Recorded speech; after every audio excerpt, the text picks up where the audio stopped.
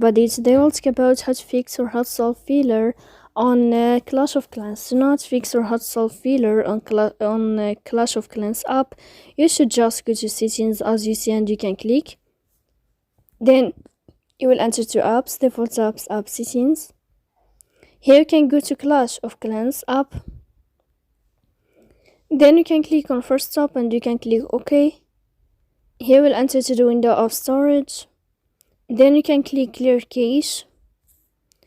In the end, you can go to Play Store. If you'll find here updating this plus sign, then you can click on update. And if it's not working with you, you can uninstall your app and you can uninstall it again to fix that problem.